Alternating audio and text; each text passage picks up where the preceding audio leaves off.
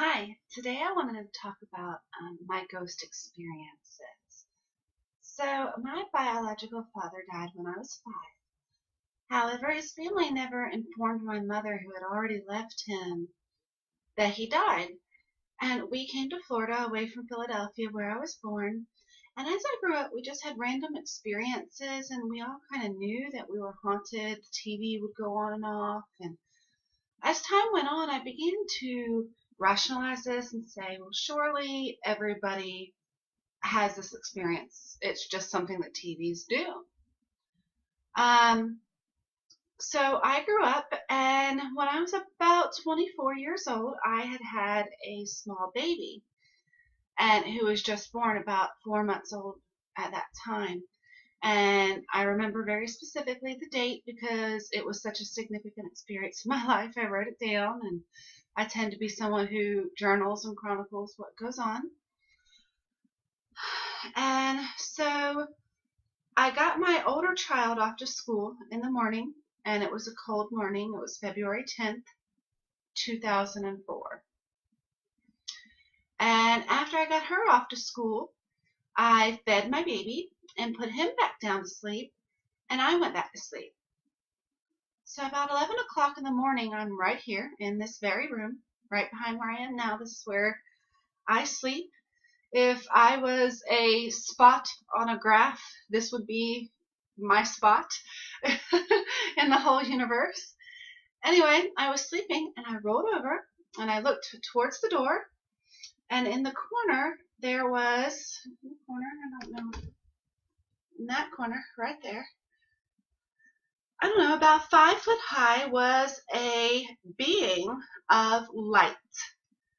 It looked like the air that comes out of a gas can, kind of wavy and had some filaments of light throughout it. And I don't particularly think it was a being of light. I think it was perhaps the spirit of my biological father, because the date that he died was February 10th, 1984, exactly to the date 20 years prior to this experience. Um, it was 3 more years after that, when I was 27, that I even got confirmation that my biological dad was dead. So at this time when this experience happened, I didn't know that it was exactly 20 years to the date that he died. That was something I found out 3 years later. Anyway, then when I was 28, my mom died. And when she died, I was in a place where I was very upset with her for not trying to live longer. She was very much trying to die, and she was happy to die. She was just over this world. And that hurt me because I wasn't positive that there was something after this world. And I told her that, perhaps it was just that we wanted to believe there was something after this world, and perhaps it was just nothing, just darkness, lights out. So I think it was very important to her as a soul to show me that I was wrong. And she did. So she died. And I was numb. And about 3 to 4 months after she died was when it really began to hurt. When I began to miss calling her on the phone to tell her just silly things that happened, or the gossip, or the news, or just, stuff that young ladies do with their mom. They talk about stuff and their friends. And I was really missing that. And so I got my kids off to school, and it was about 9 in the morning, and I got in the shower.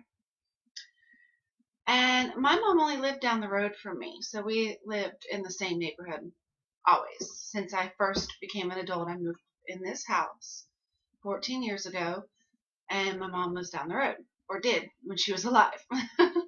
So anyway, it's about 9 in the morning. I'm in the shower, and at that time I had a little clock radio in the bathroom that I would turn on to listen to music. It was just something I was doing at that time. And so I had the clock radio on, and you had to take the little antenna in the back. Exactly the same clock radio as this one. Not that same one, but the exact same style, same thing. I've always buy just the same stuff that I like. but I had one just like it in the bathroom.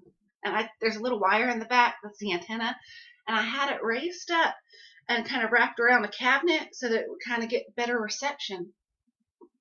And I had found that crying in the shower was helpful because I was mourning, I was grieving. I also was going through a separation with my husband, my ex-husband. And this is just a very lonely time for me. And when I would cry in front of people or around people, their response was often to try to comfort me or to get me to stop crying. And I wasn't trying to get them to feel bad for me. I just was hurting inside. So crying in the shower seemed to be a good way to get out those needed tears of grieving, and also, wipe it away, start my day, not get attention, not trying to make other people think I'm this Eeyore personality, which I sometimes can be, but I don't want to be. Anyway, I began to cry, and I noticed, the shower kind of helped with the puffiness of the eyes too. So I began to cry, and I was crying because this song came on the radio that was Too Late to Apologize. Quite ironic, huh? Right? So just the whole separation and my mom dying too soon, and I was bawling, crying. From the depth of my belly, crying because I just, thought I had no family. Okay, and I'm crying and I'm crying, and all of a sudden, the radio says, "It's Mom." And I look out of the shower curtain, and I look all the way through the house, and I can see the door. Nobody's in the house. It's just me in the shower. And it says, "Yeah, she's naked." I don't know. She's always naked. Bye. Okie dokie. That was quite interesting. Now, I want to note that I have picked up other people's cordless telephone calls on my cordless telephone. When people didn't have particularly cell phones, they had cordless telephones. However, I have never ever picked up a cordless telephone on an AM/FM radio. Okay? It is a known phenomenon called EVP, electronic voice phenomenon, that ghosts and spirits use electronics if they can. And clearly she was talking to someone because there was somebody else she was talking to. And I believe they assisted her in getting through. Now, this isn't the only experience. Let me tell you more. Okay. 4 days later, my sister came over. My sister is a person who is lost, is just needing help. And I wouldn't normally have allowed her over, but my family was coming in town. And so she was over and she stayed the night. And the next morning, in the morning, she wakes up and she goes on the back porch to smoke a cigarette. And on the back porch, I had a different radio, old AM/FM radio that I didn't care if it got weather beaten because it was out on the back porch, covered, screened in back porch, however. She turned on the radio and she's listening to the song when all of a sudden she comes screaming through the house like a lunatic, like this. Okay, and then goes into my daughter's room, shuts the door, and cries, and for like an hour. And then she tells us what happened is that the radio yelled at her in my mom's voice and yelled her name and in a angry voice, and that would be perfectly appropriate. My mom would have been upset with her the way she was continuing to live. It was not something that parents are particularly proud of. Anyway, about 6 months later, my daughter was coming every other weekend to my house. We had, just as she got older, due to the school system, she's now at her dad's during the school week. So every other weekend she was at my house. So promptly on Friday afternoon, after I picked her up, we're in the house about 30 minutes, and I'm on the back porch talking to my boyfriend.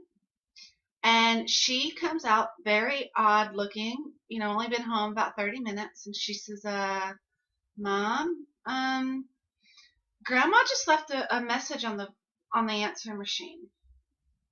And I said, what?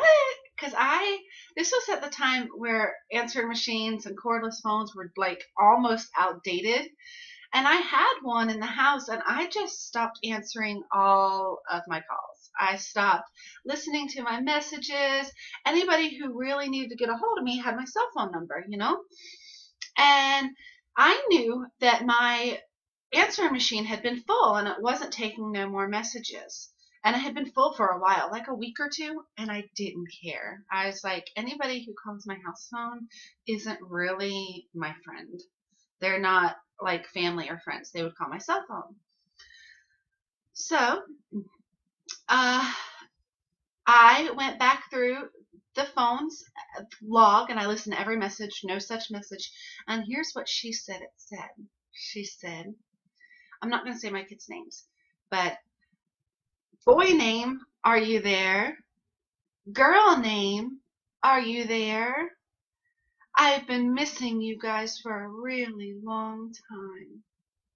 Bye. And that was it. And it was exactly when my daughter was there, like the energy was there. Now, since my mom passed away, my sister has had a baby girl, and she named her after my mom. And whenever she was being babysat, the babysitter said that she was talking to a spirit, and she was telling her that the spirit says she's dead, and that she's my grandma, and that she's going to go see my cousin next. My cousin, she actually said my son's name, okay, which we live near each other. And that was at being babysat at my mom's old house.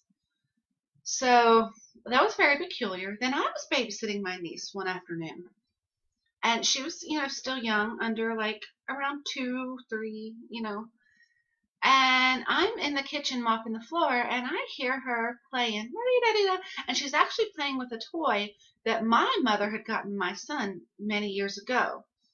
And so she's la-di-da-di-da-di-da-di-da-di-da, making little noises, and she goes, I don't know. All right, April, that's my name. How are you doing? Got my attention because I had already heard about the story of her kind of acting like she was speaking to a spirit and sounded very interesting because she never knew my mom. No idea who my mom is. So I go to her and I say, who are you talking to? And she kind of acted like she didn't have any recollection of what I could be talking about. Anyway, that was that. Um, then after she died, above my bed here, right over here, I woke up one afternoon and there was like, have you ever seen like a cutting board, a square opaque cutting board that's glass, but it's opaque? Well, it looked like that was floating above my head over here. And I said, wow, how is that floating there? Like as I became awake, and I watched it as it completely dissolved and disappeared.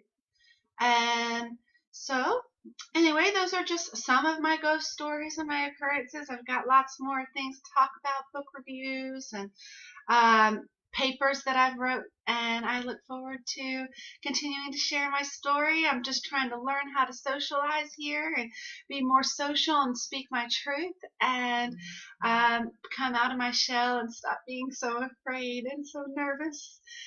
Anyway, thank you for helping me share, and have a good day. Bye.